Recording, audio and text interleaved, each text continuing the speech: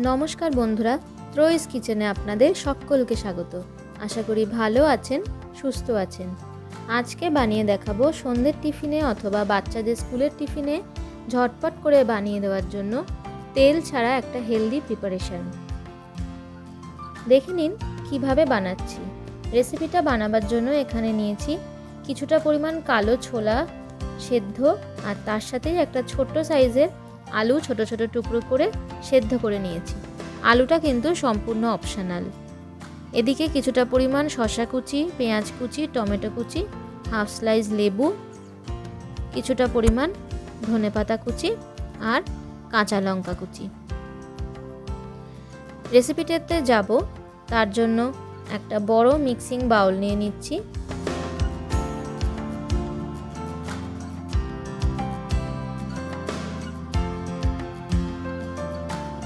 এরপরে ছোলা ও আলু সেদ্ধটা এর মধ্যে দিয়ে দিলাম। আবারও বলে রাখি, আলু সেদ্ধটা কিন্তু সম্পূর্ণ অপশনাল। আপনাদের যদি আলুতে কোনো সমস্যা থাকে সেক্ষেত্রে আলুটা স্কিপ করতে পারেন।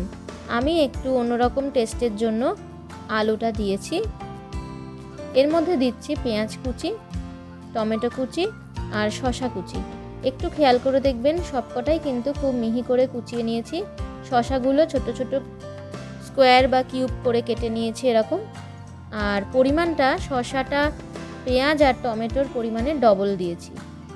এদিকে কিছুটা পরিমাণ ধনেপাতা কুচি দিয়ে দিলাম আর লঙ্কা কুচি দিচ্ছি। লঙ্কাটাও নিজেদের পছন্দ অনুযায়ী দেবেন। বিশেষ করে বাচ্চাদের স্কুলের টিফিনের ক্ষেত্রে লঙ্কাটা স্কিপ করতে পারেন। টকের জন্য দিচ্ছি পাতিলেবুর রস, হাফ স্লাইস পাতিলেবুর রস দেব। এখানে কোনো রকম তেঁতুলের জল বা তেঁতুলের পাল্পের ব্যবহার করিনি।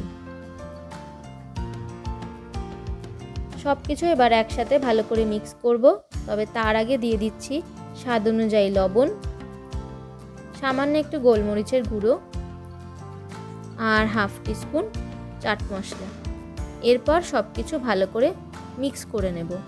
রেসিপিটা পুরোপুরি তেল ছাড়াই বানাবো। আপনারা এটা অবশ্যই বাড়িতে ট্রাই করবেন আর কেমন লাগলো তা কমেন্টের মাধ্যমে আমাকে জানাবেন। যদি ভালো লেগে থাকে তাহলে লাইক ও শেয়ার করতে একেবারেই ভুলবেন না। আর আমার চ্যানেলে নতুন বন্ধু হয়ে থাকলে চ্যানেলটি সাবস্ক্রাইব করার অনুরোধ রইল। সাবস্ক্রাইব করার সময় পাশের বেল আইকনটি অবশ্যই প্রেস করে দেবেন, যাতে আমি কোনো নতুন রেসিপি শেয়ার করলে একটা নোটিফিকেশান আপনাদের কাছে পৌঁছে যায়। আজকের মতন এ পর্যন্তই। দেখা হবে খুবই শীঘ্রই নতুন কোনো রেসিপি নিয়ে আপনাদের সঙ্গে। ভালো থাকবেন, সুস্থ থাকবেন। নমস্কার।